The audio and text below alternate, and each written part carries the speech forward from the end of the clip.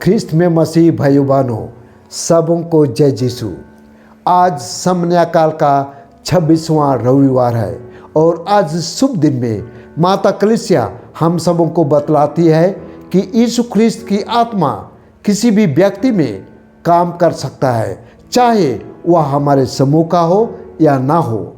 इसलिए हमें आत्मा की गति को रोकने की कोशिश नहीं करनी चाहिए, क्योंकि प्रभु की आत्मा सभी को दी जाती है। हमें आत्मा का साथ सहयोग करना चाहिए, जिसके लिए जागरूकता और सादगी की अति आवश्यकता है। यह सच है, हम प्रत्येक जन में पवित्र आत्मा निवास करता है।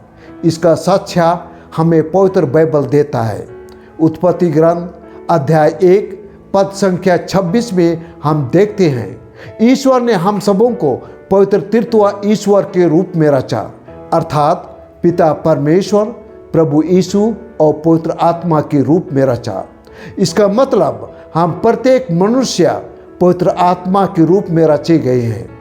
फिर हम कुरिन्थियों के नाम संत पौलुस का पहला पत्र अध्याय 6 पद संख्या 19 में देखते हैं, जो कहता है, हमारा शरीर पवित्र आत्मा का मंदिर है। इससे साफ जाहिर होता है कि हम प्रत्येक जन में ईश्वर की आत्मा वास करती है। हम हर कोई एक दूसरा यीशु ख्रिस्त है, एक दूसरा पवित्र आत्मा है। आज का प्रथम पाठ गन्ना ग्रंथ हमें बतलाता है कि लोग मूसा से एल्दाद और मिदाद को भविष्यवाणी करने से रोकना चाहते हैं।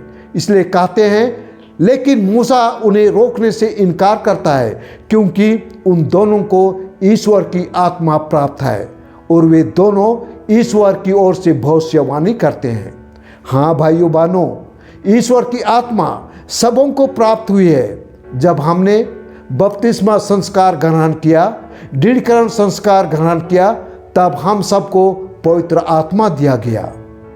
मूसा ने एल्दाद और मिदाद को रोकने से इनकार किया, क्योंकि उन्हें प्रभु की आत्मा प्राप्त थी।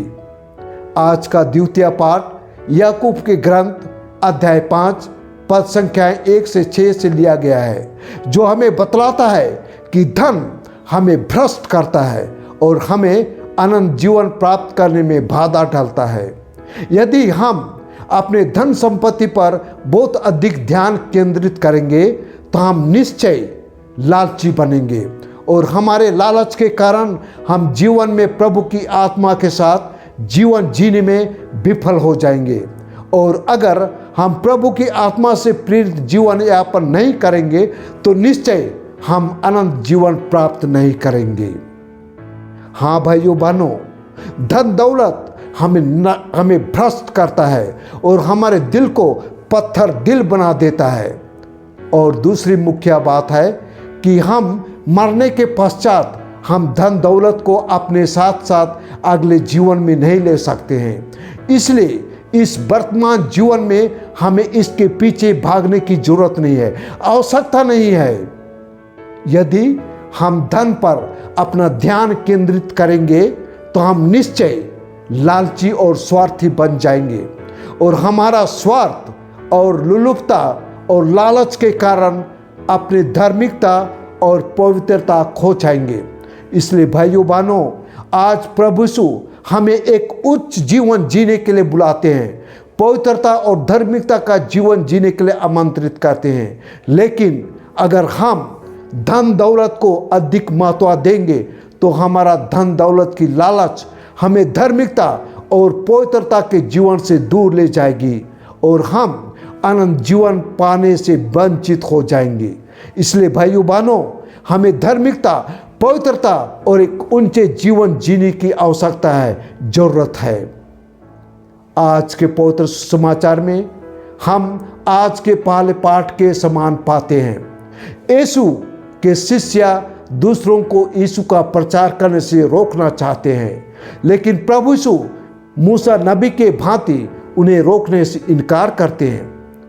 बाइबल के अनुसार यीशु के शिष्य बाहरी लोगों को प्रचार करने से रोकना चाहते थे, क्योंकि वे सोचते और मानते थे कि केवल वे ही यीशु के चुने हुए शिष्य हैं। सिर्फ वे ही यीशु के संदेश को फैलाने का अधिकार और क्षमता रखते हैं। और दूसरा, उन्हें यह चिंता थी कि बाहरी लोग यीशु की शिक्षाओं को गलत तरीके से प्रस्तुत करेंगे या उसके संदेश को विकृत करेंगे। और तीसरा, वे अपने समूह के पहचान की रक्षा करना चाहते थे और यीशु के संदेश के प्रसार और प्रचार पर नियंत्रण रखना चाहते थे। लेकिन प्रभु यीशु मूसा नबी की तरह उन्हें रोकने से इनकार करते हैं, क्योंकि यीशु का संदेश हर किसी के लिए है, चाहे उनकी पृष्ठभूमि या संबंध कुछ भी हो। यीशु का मानना था कि ईश्वर की आत्मा किसी भी व्यक्ति में काम कर सकता है, चाहे वह किसी भी समूह से संबंधित हो। और इसी के साथ यीशु अपने शिष्यों को उत्तर देते हैं, जो हमारे विरुद्ध नहीं है वह हमारे लिए है। मार्क अध्याय 9 पद संख्या 40। यीशु और मूसा दोनों ने खुलेपन को बढ़ावा दिया, यह मानते हुए कि ईश्वर की आत्मा किसी भी व्यक्ति में काम कर सकती है और सच्चा विश्वास कार्य में ही है, ना कि विशेषाधिकार में। यह एक सुंदर और प्रेरणादायक संदेश है जो हमें याद दिलाता है कि यीशु की आत्मा सभी में काम कर सकती है, चाहे वे हमारे समूह से हो या ना हो। हमें आत्मा की गति को रोकने की कोशिश नहीं करनी चाहिए और ना ही हमें धन और संपत्ति के पीछे भागनी चाहिए। इसके बजाय हमें धार्मिकता, पवित्रता का जीवन जीना चाहिए और यीशु के संदेश को सभी के साथ बांटनी चाहिए। हाँ भाइयों और बहनों, यीशु की आत्मा सभी में वास करती है, सभी के साथ काम कर सकती है। हमें आत्मा की गति को कभी भी रोकने की कोशिश नहीं करनी चाहिए। धन और संपत्ति में हमें भ्रष्ट कर सकती है। हमें धार्मिकता और पवित्रता के जीवन जीनी चाहिए। यीशु का संदेश हर किसी के लिए है। हाँ भाइयों बहनों, आज हर मनुष्य का शरीर पवित्र आत्मा का मंदिर है, अतः हर कोई एक दूसरा पवित्र आत्मा है। इसलिए हमें सबके चेहरे पर पवित्र आत्मा का चेहरा देखना चाहिए और पवित्र आत्मा समझकर उन्हें स्वीकारना चाहिए।